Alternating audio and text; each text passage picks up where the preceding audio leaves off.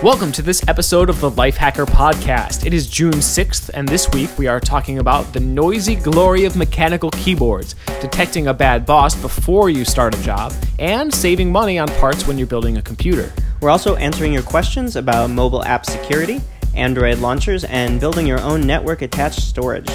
And as always, we'll be going through our favorite tips and downloads of the week, so let's get started.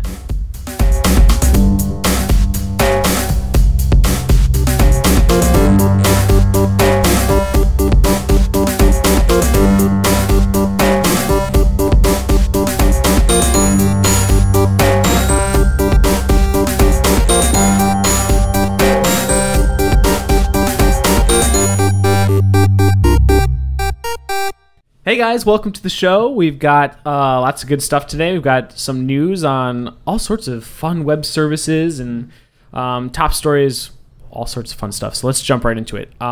First, Gmail. First, who are you? First, can we just start over completely? Yeah. That was really bad. That was like the worst. All sorts of fun web services. There are lots of web services we're talking about. You ready to go? Yeah.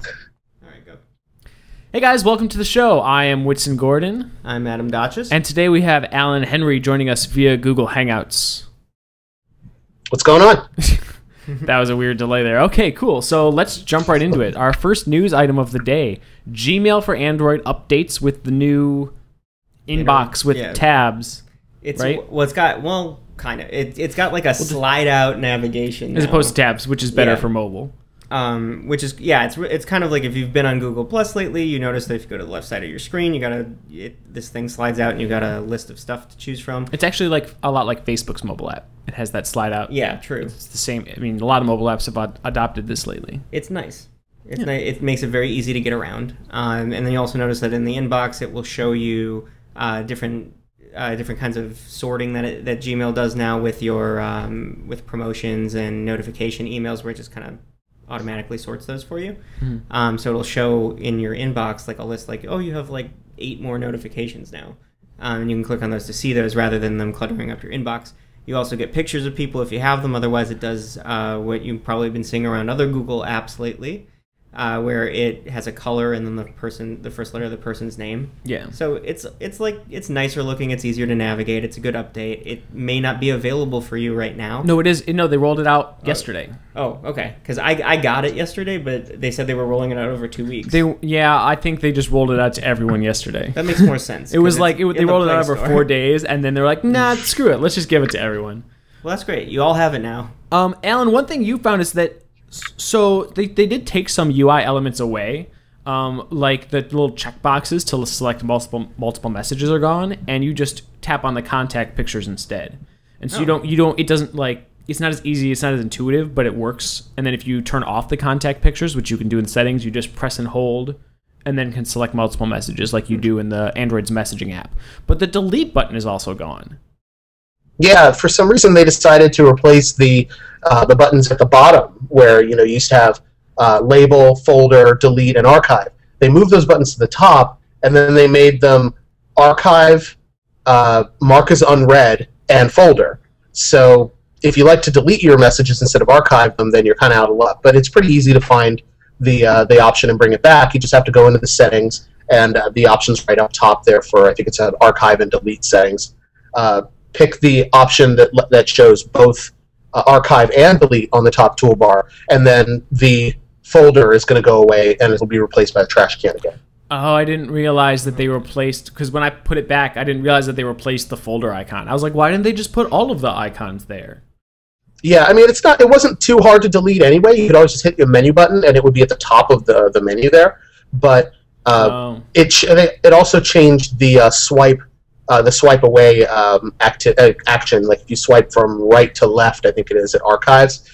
Depending on what you choose in that settings window, if you choose delete only, it'll get rid of archive and leave folder and mark as unread, and then swiping will delete messages. Oh. So a lot of people said that they preferred to swipe to delete.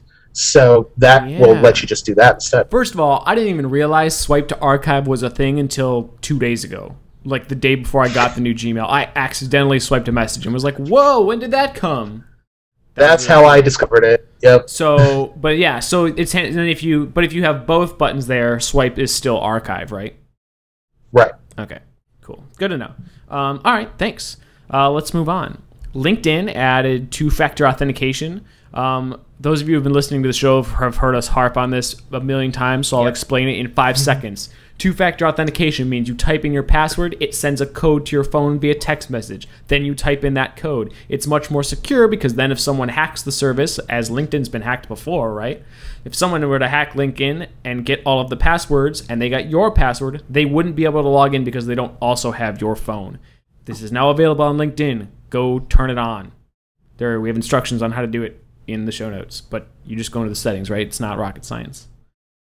Is it rocket surgery? I was just going to say, it's not rocket surgery. All right, moving right along. I can't talk about LinkedIn for too long without falling asleep. So, Feedly announced some cool stuff this week.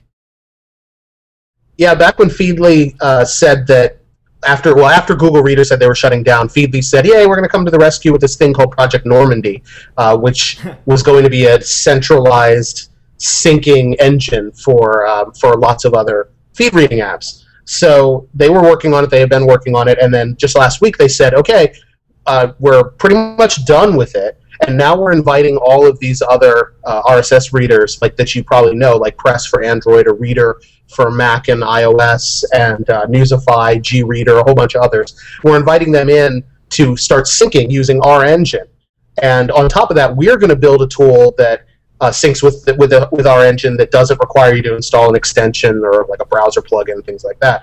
So yeah, so it's really big news for people who are counting down the days before Google Reader goes away. Yeah, and this was actually kind of genius on Feedly's part. I mean, they were I think they were a little bit lucky coming out of the gate. As soon as Google Reader closed down, they were, at least when we did our poll, they were by far the top pick for people to switch to. And a reader brought this up after, I think, the last episode of the podcast or 2 podcasts ago, when I said, it doesn't matter that Google Reader's shutting down. It's just an RSS reader. It's not that special. One of the readers said, well, yeah, as an RSS reader, it's not that special, but because of its position in the RSS market, everything synced with Google Reader. If anything synced, it synced with Google Reader, which means no matter what you used, you were syncing with the same central service. Now I think Feedly is positioned to not only become the main web feed reader, but the main syncing feed reader for all of the other apps out there. And that's a great position for them to be in. Yeah. But it's also nice for us that we still have that. Or we will. We're going to hear more about. Yeah, we're probably going to hear more about this in the coming weeks too, because I know Dig is working on their reader, and there's a couple other companies that are working on rolling out their own kind of social syncing RSS engines to try and replace Google Reader. So it'll be a pretty exciting couple weeks, I think. And we'll be talking about this when Google Reader gets a little bit closer to shutting down. Probably the week before it shuts down, we'll do a big roundup of the best alternatives and stuff like that. So it'll be a special day. It will be a very special day. All right, cool. Last up on the news docket, Apple updates OS 10 to 10.8.4. They did do that. Is it interesting at all? Not really. It's probably interesting for people who've been having problems. What kind of problems? Like Wi-Fi and I always have problems with my Wi-Fi. Yeah, I feel like every Mac OS 10 update fixes a Wi-Fi problem and maybe introduces another one. So it's just kind of an ongoing list item on these updates. We fixed a Wi-Fi problem. Okay, well, we'll see. The other thing that happened, though, that's a little bit more specific is a lot of people who were using FaceTime internationally to make calls, if they were calling a phone number rather than an email address, through FaceTime, the calls would get blocked. So that's all resolved now. So those people they should update and should have everyone they know update so they can make those calls. But the more important thing for us is really it affects those people who are building a Hackintosh, have built a Hackintosh, or are thinking of building a Hackintosh, because 10.8.4 brings a couple of new issues, and it mainly has to do with NVIDIA graphics cards. If you're not using one that is natively supported by OS 10, but NVIDIA provides a driver on the web, or it uses CUDA, is that how you pronounce that? CUDA? I don't know how to pronounce anything that I read on the web. Yeah. Apparently, we've been saying NAS wrong. What is it? I think it's NAS, which is what I used to say until you started saying it out loud to me, and then I was like, well, you're the only person I've heard say it out loud, so... Who cares? Yeah, exactly. So CUDA It's CUDA. That's it. Sorry. Anyway, if you have a Hackintosh, we updated the guide. That's the moral. That's the of main. story. Yeah, that's the main thing. There's some issues with that. There may there's something else, and I do not remember what it was. But or you could just not update. Yeah, just don't. It's really not that important unless you have Wi-Fi problems. But for most people, the update should just install without a hitch. You should have no issues whatsoever. You can just download the combo installer, install it, do the usual things you have to do, like if you have an audio extensions that you need to make your audio on work. a Hackintosh. Yeah, you throw that in there. Yes, on a Hackintosh. And the other thing was actually if you edited your own graphic extensions, kexts as they call them, kernel extensions.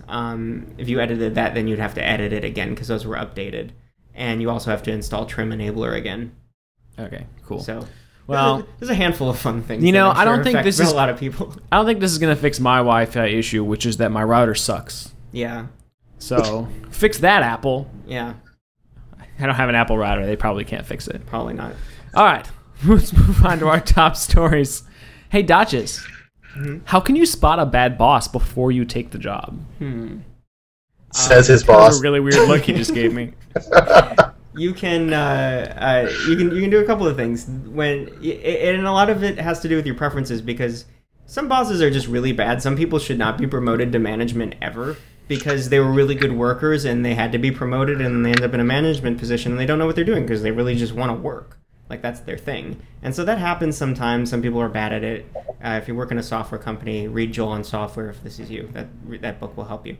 But if you are a regular employee looking for a good boss and you just got a job and you're like, I don't know if this is going to be a good work environment or not, you can ask a couple of questions and kind of know what you like.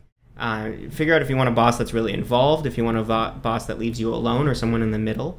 You should be aware of the management style of that boss.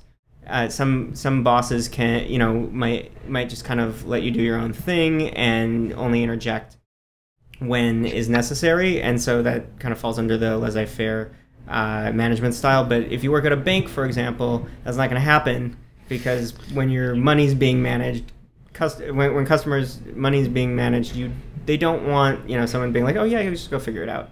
Do whatever you think is the right thing to do here. They want a boss who's going to make sure the rules are followed. Not a phrase you'll hear at the bank. Yeah. So you can kind of tell, one, by asking in the interview, what is management like here? What is the management style? How are employees generally treated? But you can also kind of guess based on what kind of job it is. If you're at a startup, it's probably going to be a little bit more open because everyone's going to be moving around and helping each other out. I'd say it's also probably tougher to do if you're being interviewed by the management. In the case with like a lot of smaller companies. Maybe. I mean, you don't want to be a jerk about it and be like, you're the boss. Are you a horrible person? Like, you wouldn't ask that question, and you certainly wouldn't ask that of an employee either. But you would maybe ask, what's your management style? Like, that's legit. So, I mean, because you want to get an idea of what they're like, and it's I think probably a question a lot of good management would respect. So the other thing is, if you want to get the dirt there's on that key someone, word though, good management. Yeah, good management. They need to be good managers before they can describe to you whether they're a good manager. Yeah. So 22. If they can't answer that question, and they may not be able to answer it in traditional management terms, because you don't have to know how to manage by the book. By the book may not be the best thing for everybody, but they should be able to describe how they treat their employees or whatever if they can't do it, if they can't give you a specific. But the other thing is, if you really want to get dirt on somebody, the best way to do that, and I say don't do this with the idea of like, I want to dig up all this horrible stuff about someone, but to get like a reasonable picture of who they are, of who the boss is, you can go on sites like LinkedIn and see who past employees were at that job, at that company, and say, hey, I'm thinking of taking a job here. What should I know? What should I know about management, about working there? Do you have any advice for me? And just, you don't want to say, is this a horrible place? Like, let them say what they want to say. But the main thing is, like, don't get too negative. Consider all the positives too. Have reasonable deal breakers for your job. You don't want, like, if your boss is crazy and treats people horribly all the time, and you hear that from a lot of people, maybe it's not the best place to work. But if there are just little things that you might find annoying, then that's going to happen everywhere. So don't talk yourself out of a job. You don't want to put yourself in a position where you're not going to take a job because, of a bunch of little things that annoy you, but you should really just get over. And if you're going to look on LinkedIn, you should turn on two-factor authentication. So nobody steals your password. We should just try to sneak that into every story today. Yeah, I'm going to have a hard time figuring out how to do it in this next one, which is how to save money when you build your own computer. So we've talked about this, talked about building computers quite a bit on the show. It's something that I think all three of us will say that we love to do. Mm-hmm. And I haven't, I've been building computers for a few years now, and I've and been upgrading some stuff, and I just had come across a lot of things that I learned about how to save money as you're buying those parts. We talk a lot about saving money in normal stores, price alerts, coupons, things like that, and that all translates. But when you're buying a bunch of parts for a computer, there are a lot of other things that are kind of special, And first and foremost, and I think that we all have a little experience with this, is pick the right parts the first time, and you'll save a lot of money in the long run. And that means, if you're a gamer and you're not doing things like video editing and stuff like that, you don't need an i7 processor. You don't need hyper-threading because, most modern games aren't going to be using those extra threads. You can get an i5 and save like $100? At least. Yeah. Similarly, or if you aren't gaming or you aren't doing any processor-intensive tasks at all, try AMD, which is not only cheaper, but I will say a joy to build with. I just feel like they're a lot easier to build with than Intel in every respect. And I say that as an Intel user. So it's all about picking the right parts at the outset and also kind of planning for the future. When I built my first computer, I didn't buy a powerful enough video card, so I ended up buying a second one to run an SLI with it, which still was, and it didn't end up being that powerful. And if I had just bought an expensive video card at the beginning, I would have spent less money in the long run because I wouldn't have had to upgrade it twice within 2 years or whatever to be able to run the games I wanted to play. It sounds like it all comes down to a lot of good planning. It is. I mean, and this is all stuff that we say not even when we're talking about saving money, just when we're talking about building a computer. A little planning goes a long way. Mm-hmm. But so once you've got that out of the way, though, there are a lot of other things you can do. Sites like PC Part Picker are great. We'll search a bunch of different websites and just automatically find you the lowest price on everything. And we'll include things like combo deals on Newegg, where you'll get a processor and a motherboard for $15 off. Things like that. My personal favorite tip is that some stores, particularly Micro Center, if you buy your processor from them, you'll get it for like at least $100 off because they discount their processors like crazy just to get people in the door. You'll have to drive to the store, and if you don't have the store near you, it may not be worth it, but it's an awesome way to save money in your build. And a lot of other stores have store pickup and price matching and stuff like that too. So anyway, there are a bunch of tips in this guide. Go check it out. You can even buy used parts, but that's definitely a little bit iffier. It's a little bit riskier. I haven't done it myself, but a lot of people have had good results with that. So, anyway. Well, what's the first thing you should do after you're done building your computer? Make sure the Ethernet is plugged in because you'll spend a lot of time troubleshooting that internet that's not working until you realize that it's not. That was what happened to me the first day I built my first computer. I think after you have your internet up and running, though, you should log into LinkedIn, though. You should log into LinkedIn and enable two-factor authentication. That was. I really didn't know where you were going with that. I was like, is he making fun of me for that time my Ethernet wasn't plugged in? Or maybe he was making fun of me for that time my speakers weren't plugged in and I spent 12 hours trying to get my volume working. Mm-hmm. Clearly, I just forget to plug things in a lot, and I've wasted like 3 days of my life troubleshooting things that just weren't plugged in. But it's really sad. Don't forget to plug in LinkedIn. Oh my God, shut up. We're moving on to questions. That was ridiculous. No, we have one more top story. Do we? Yeah, Alan. Oh, did we skip Alan's? I'm sorry. I'm a horrible person. I don't know. Mechanical keyboard business. Actually, logically, this makes sense because you get the mechanical keyboard after you build the computer. That's totally what I thought you were doing. I thought it was going to segue once you built your computer. And I'm not just a jerk. There you go. So mechanical keyboards are actually a really popular topic. I expected them to be popular with enthusiasts, because right now mechanical keyboards are pretty popular with gamers and developers and coders and people who do a lot of typing or really care about their keyboard. But most modern keyboards are membrane keyboards. They have this one big plastic sheet underneath all the keys, and when you push down on a key, it kind of it puts an indentation in that sheet, which sends a signal to your computer saying, "Hey, I pressed M," and then that's how it works. They're really cheap to make. It uses the same technology in like your remote control or on the keypad on your microwave, right? So a lot of people hate it because it's easy to mistype and they're really cheaply made and stuff like that. And a lot of people are also really nostalgic for the days back when computer keyboards made like really loud clicking sounds, like clack, clack, clack, clack, clack, every time you press the button. So there's this whole generation of mechanical keyboards that have individual switches underneath every single key.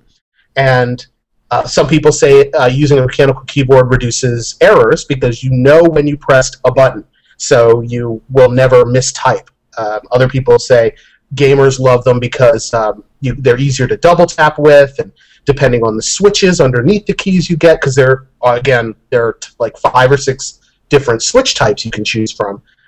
It's easier to double tap, and you can press down more buttons at the same time. So if you're doing like strafing and video game, like first-person shooters and things, you can hold down a bunch of keys to do a bunch of similar actions at the same time. And that's something that modern keyboards actually have an issue with, right? Like there are some keyboards that actually prevent you from pressing a certain number of keys at the same time, or for switching between 2 different keys in quick succession, right? Isn't this like an issue?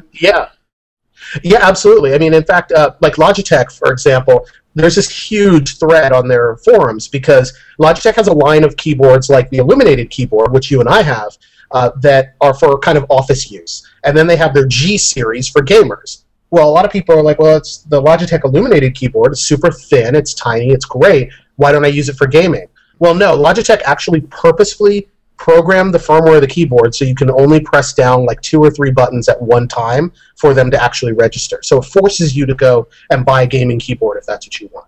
And a lot of other keyboard companies do the same thing.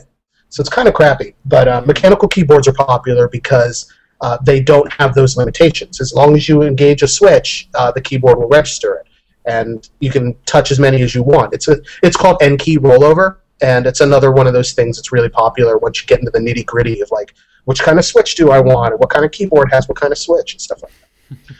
So we get into all of that in the post, like the different switch types and which types are good for gaming and which types are good for typing, and a couple of keyboards that you might want to choose. But the important thing is to keep an eye on your budget, because some of these really fancy ones can be like $200, but there are other cheaper ones. Even the non-fancy ones are more expensive than their regular keyboard counterparts, right? Just in general, mechanical keyboards are more expensive.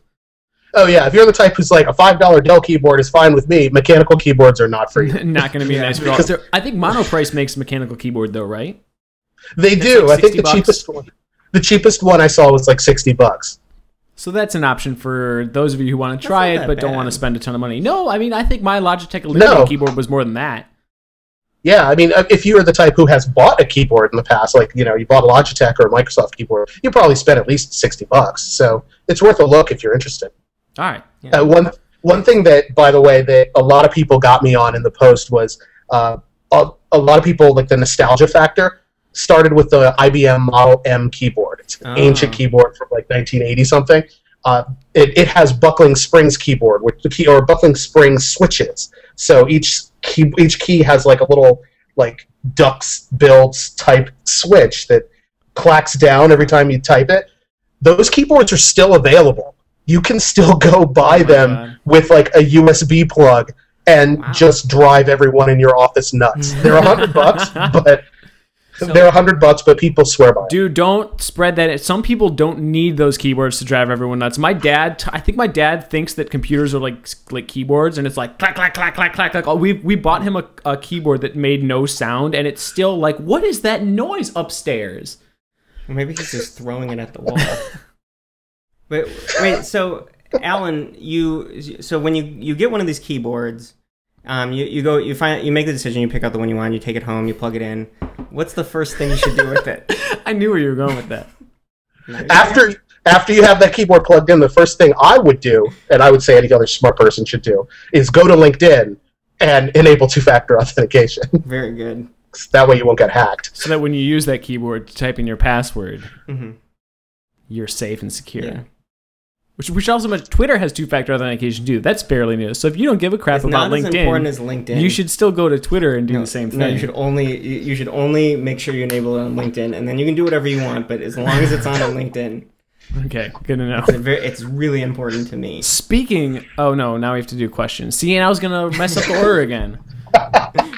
It does make sense to do this question first. Let's answer this question now. What is the question? What's it? What's a voicemail? Oh. So let's play the voicemail. Roll clip. Many iPhone apps require users to log in to another website to connect the app to the other account, either as a login method for the app, such as Feedly, or to connect to another service, such as Twitter, to sync a Google Calendar, etc. When an app opens what appears to be the standard login screen for the other service, how do I know the login prompt is not capturing my username and password and uploading them to the app's creator before processing the login request? For example, Feedly requires users to log in to Google in order to use the Feedly app. Feedly opens a page that appears to be a Safari window with a Google login page. So how do I know it is safe to use? Thanks. Okay, so to summarize really quickly, how do you know that an app isn't stealing your login information to Google, Facebook, whatever, when it brings up one of those pages where you have to log into one of those sites in order to gain access to the app? Because it doesn't show you that it's loading a URL. Right, and if we back up for just a sec to describe what's happening, and we've talked about this before, it's using OAuth, right? Yes. To essentially let you log in with your Google or Facebook account without you having to type in your password on their site. It's using a feature of Google and Facebook that basically takes you from their app to Facebook, lets you log in with your account, and then Facebook grants that app permission to use your account. So the app would never see your password. But and in a browser, this is easy to see because you can tell that the link it takes you to is google.com and whatnot. But in desktop apps and some mobile apps, particularly on iOS, because Android will usually just use the app that you're already logged into, you don't really know what that page is. It could just be a page that looks like Google's page, but you're actually typing your password and giving this app access. Yeah, you had a pretty smart solution to this one. Well, and I think that it's not perfect. Well, actually, on iOS, it probably is. So, one thing that I thought of is, first of all, the answer is you don't, really. Yeah. There's no real good way to tell where that login page is coming from. But one thing you could do is if you have like a spam Gmail address where you send all that spam mail to, which I do, try logging in with that. And if you then go to Gmail, that Google account's settings, and see, you go to manage apps and you see what apps have been granted access to your account. If you do that on your spam Google account and you see that app was granted access, well, then that was the real login page and not a fake one. And then it's safe to log in with your real account. The one thing that wouldn't protect against maybe something that was key logging, which I don't know how possible that would be on an iOS app. Maybe it would be trivial, but maybe iOS blocks against that. I don't know. I think it would be figured out pretty quickly. So on Android, it might be riskier. But again, I think there's less of a problem on Android. Yeah. If a new popular app comes out, then just don't use it for a couple of weeks and see if any crazy stuff happens. It's pretty rare, though. Yeah, I'm pretty sure it'd be quick for something like that to be uncovered. Yeah, I don't think I've ever heard of that. An app with OAuth or what looks like OAuth stealing user information. I've never heard of that happening. Yeah, but again, on Android and maybe a desktop app, this is a bigger issue on iOS, because on Android, it usually just, if you have the Facebook app or obviously you have a Google account on your phone, it just asks you. It's like, oh, you're already logged into an account. Which one do you want to use? And you don't even type in a password. Yeah. Which is nice. But anyway, so that's all I can really offer. But yeah, I agree. It's a little weird. It's a little risky, but I wouldn't. It's not something I've worried about in the past. That stuff will come to the surface pretty quickly. If they were trying to steal your password, I don't think that they would go to that much trouble of recreating the OAuth page. Yeah. They'd just be like, hey, type in your Google account and password here, and people would. Yeah, I mean, because they have to provide a fair amount of information. It's not that you can't, trick Apple or Google into putting a bad app on the stores, because that's happened before. But if you're stealing like personal information from people and hacking or whatever, it's not a great way to do it. Because Apple and Google will be able to track you quite a bit from having a developer account. Yep. So you put yourself in a bad position by doing that, and there are better ways to steal people's information. So it's probably not something to be too paranoid about. But if you wait a couple of weeks, and if you really want to check, you can put your spam account in and try it out. That's not a bad way to tell. Cool. All right, let's move along. Mike writes, I had a question. Well, you've come to the right place, Mike. So I was looking into a new home launcher for my Android phone, non-rooted. I want to get a third-party home launcher because of some of the features that come along with them, but I can't get over the OEM launcher, and I feel like I'm missing stuff when I switch. Do you have any tips, or do you know of any posts? Any help is appreciated. So he didn't say what phone he has, but I'll start by saying that if you have a phone that uses the stock launcher, you're not missing out on anything by moving to a third-party one, because they just add features. But correct me if I'm wrong. If you have like a HTC Sense phone, then you do lose features. Like you wouldn't be able to put the Sense widgets on your home screen if you used Nova Launcher, for example. And those are really cool, right? The new Sense widgets.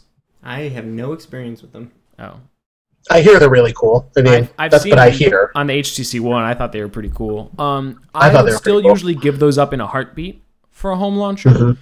I don't think there's really any way to get the best of both worlds, as far as I know. If anyone knows of anything, let us know. But honestly, for me, things like Nova Launcher add so many more features that are so much more worthwhile than things like Sense and TouchWiz add. Like Alan, you use Nova Launcher, right? Yeah, absolutely. As soon as I got Ice Cream Sandwich, I switched to Nova Launcher. So it's awesome. But then again, go ahead. I was going to say, you know, things like hiding apps from the app drawer that you don't like especially the crapware, if you're not rooted and you can't get rid of it completely.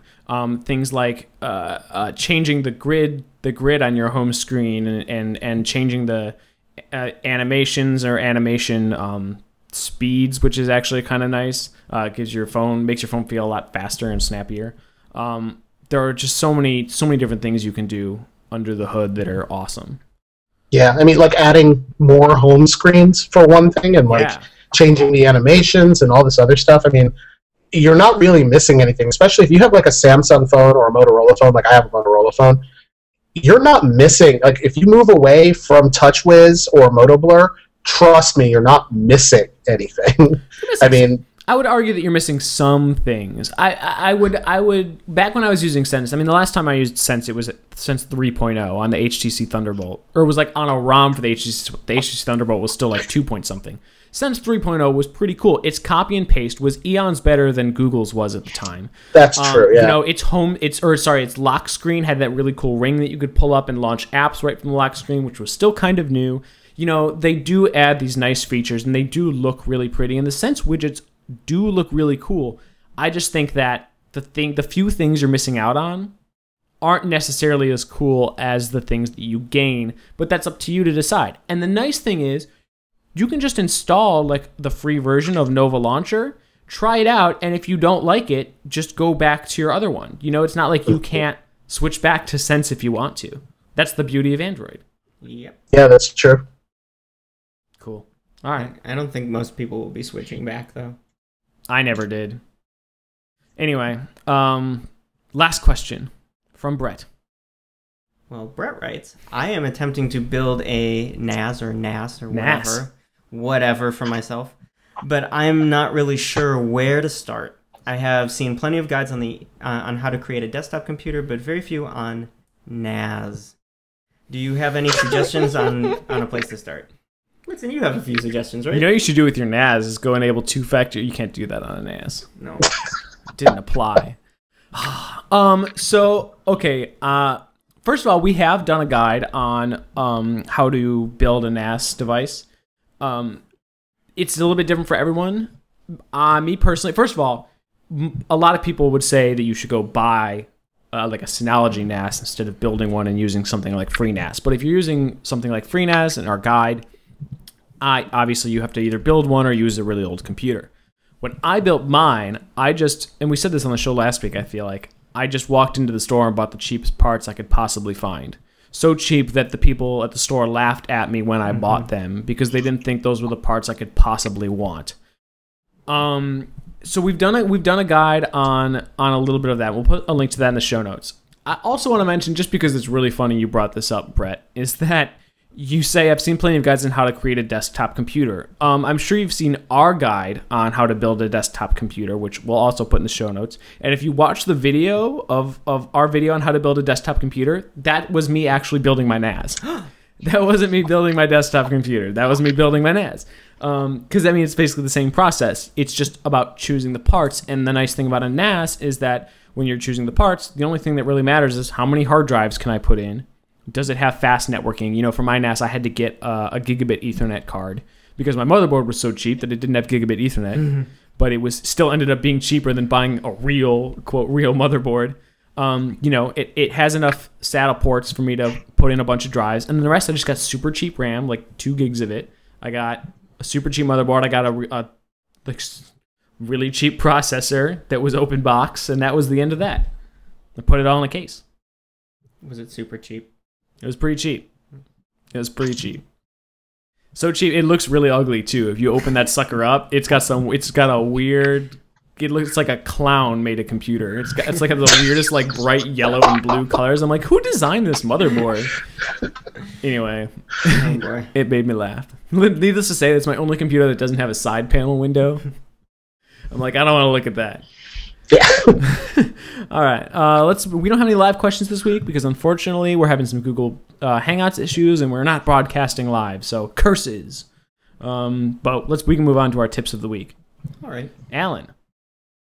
Yeah, so I stumbled on this tip earlier this week about like what to do with all these old CDs that you may have, and like at the bottom of the bookshelf behind me, I have these spindles of old CDs that I burned ages ago that I have absolutely nothing to do with. So, so you can turn them into a lamp, and all you need is like maybe some wire and an LED tube light. You could get like at any hardware store as an under-the-counter light, or you can go to IKEA. I think they're called the Deoder. Somebody will probably correct my pronunciation there, but they're really cheap. Dioder? Is that it? That would make sense if the root is diode. But anyway, those are really cool lights. I have those. So they're really cheap, and you put the wire. You take the wire, you put the wire down, you put the light down, and then you just stack CDs on top of it. And you bend over the wire at the top so the CDs don't go anywhere, turn on the light, and bam, you have a lamp. And it actually looks kind of cool. At the link, there's a video of how to do it. It takes like 2 minutes. You don't need any special tools or anything. You don't have to like glue the CDs or anything like that. And he also shows you how to build a hanging lamp with some nylon rope if you tie a knot at the bottom and use the same light. So that's pretty cool too. It does look cool. I'm looking at a picture. Yeah. Every time I keep reading this headline or hearing you say it, I think you're going to say something like build a lamp server, like a lamp, like a web server, whatever. And then I'm like, oh no, it's just a lamp. It's like lights with CDs. Yeah. And Milani posted this piece of software today that uses that the was word called lamp. Yeah, and it's not server. I'm like, what is happening to the world? Yeah, it's very confusing. Well, it's less confusing with Alan's example because when people hear the word lamp, they generally think something that emits light. Yeah. Well, I think we're the weird ones for thinking that people are talking about web servers. We've spent too long at Lifehacker, man. All right, cool. Thanks, Alan.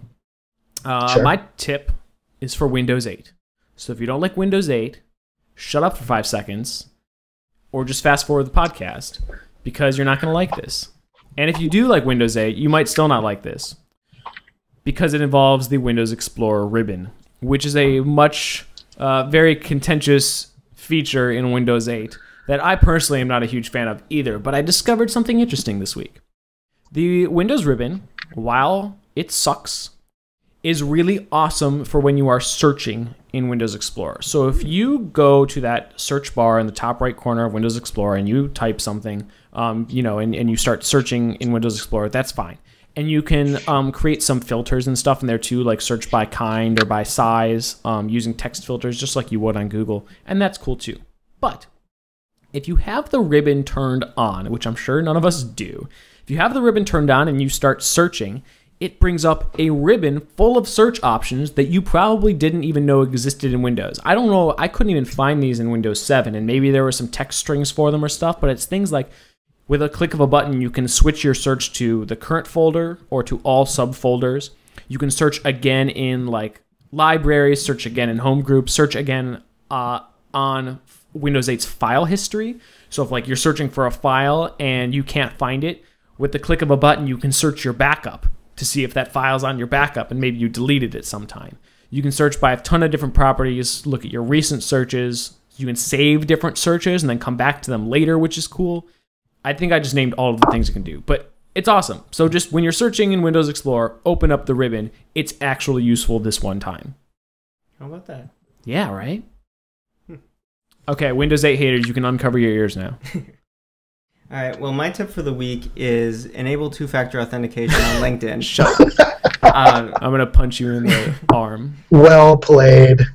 You log into LinkedIn. No, you. It's actually to make a Swiss Army keyring.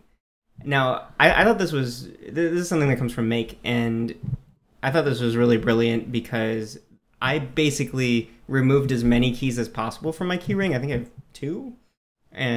3. I have 3 keys. I've made it as small as possible. I don't have anything special about it. It's really boring. And I did this because I hate carrying keys around and because they get big and bulky and annoying. And then I saw this post. And basically what you do is you take 2 pieces of wood and put screws in between them. And you put your keys on the screws. And then your keys they can fall into those pieces of wood that, it's just a rounded rectangle like a Swiss Army knife. And then they all contain themselves nicely into this little easily pocketable rectangle where they're not going to scratch your devices up, probably, if you keep a rubber band around them. But they're very small and they don't get in the way or anything like that. And you can just pull out the key that you need. And then you can carry like 8 keys in your pocket. And it doesn't take up a lot of space. And doesn't jingle around. Yeah, that too. Probably. Here's a fun fact related to something you just said. What? The thing that's scratching up your keys in your pocket, or that's scratching up your phone, probably not your keys. What is it? It's actually probably the sand in your pocket. I don't have sand in my pocket. You think you don't, but everyone has sand in their pocket. No, it's definitely my keys, because I didn't scratch up my phone until I dropped it in my tennis bag and with my keys, and then walked with it and it bounced, and then I had key scratches. There was an interesting, I'm only saying this because there was an interesting thing that I think it was XDA developers did. They kind of did a little experiment with Gorilla Glass. And so it's different. I mean, it's different depending on every phone.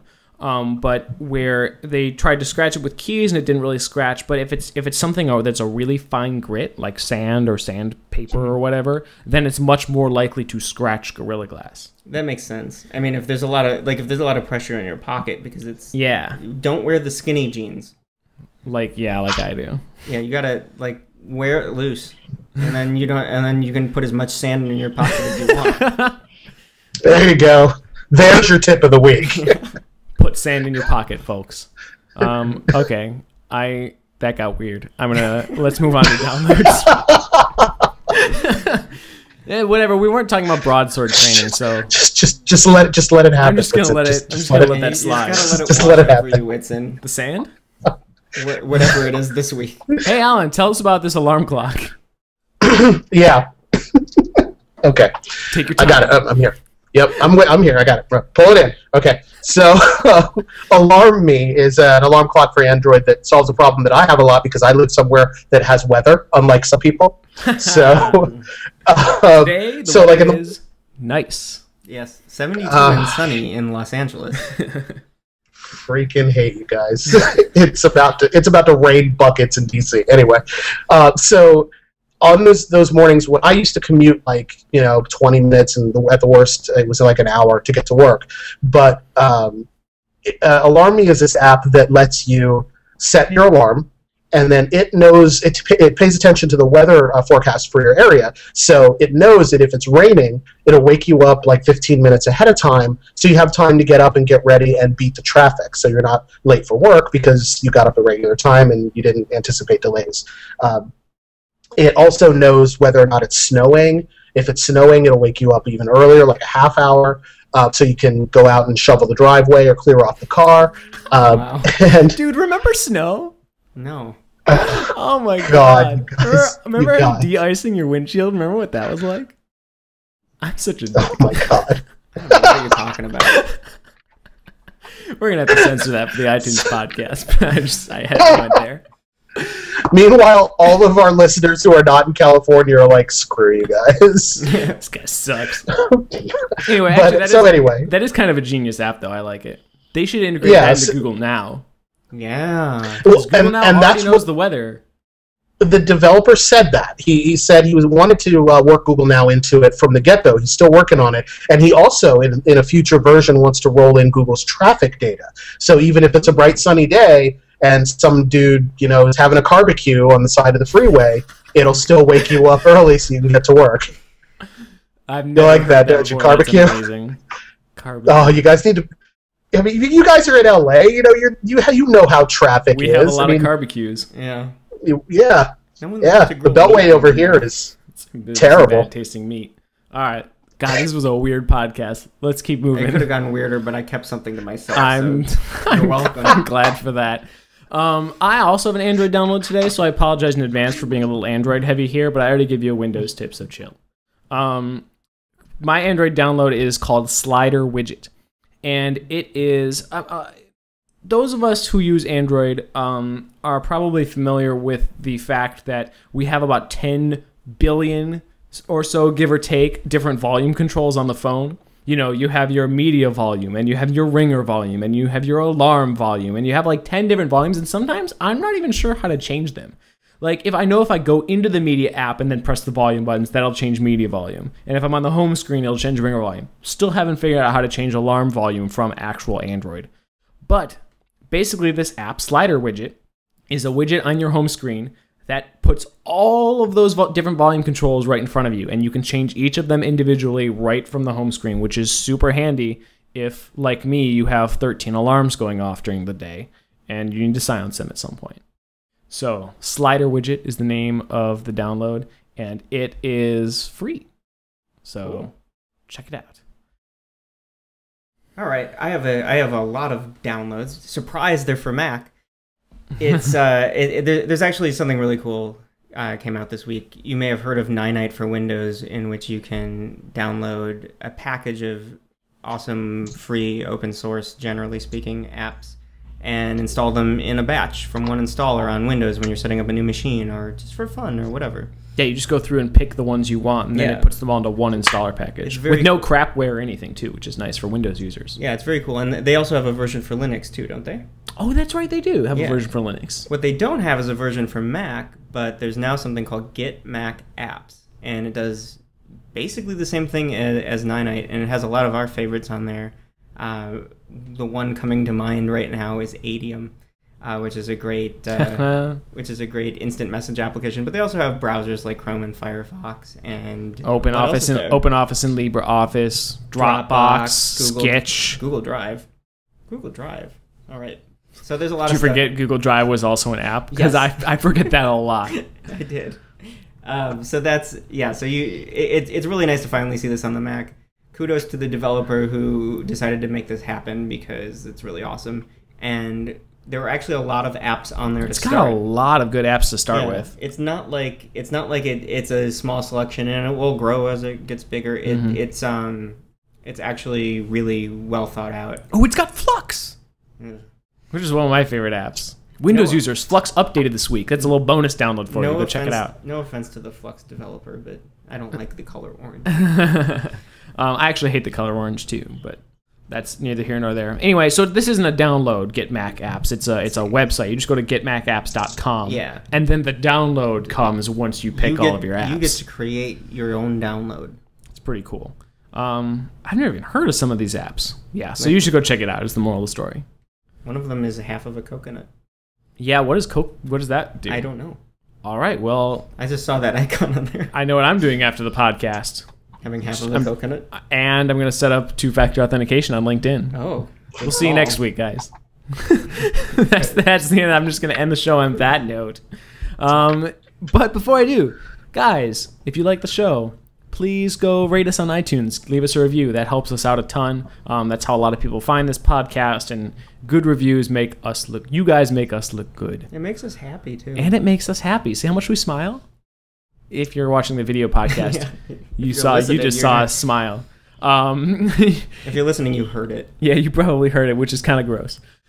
if you want to give us feedback, constructive criticism, whatever, or ask us a question or whatever, you can follow us all individually on Twitter, Facebook, and Google+. You can find our accounts on various social media sites at lifehacker.com/about. You can also follow the site and keep up with all of the posts we talk about every week at Lifehacker on Twitter, facebook.com/lifehacker, plus.google.com/+lifehacker.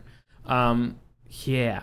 And if you want the show notes for this episode, you can find them in the description of this podcast. They go up every Thursday at 5 p.m. Pacific time. And you can also find the show notes for every episode of the show at lifehacker.com/the show. Wait, where can they follow us on LinkedIn after they enable two-factor authentication? We'll see you guys next week. Thanks for listening.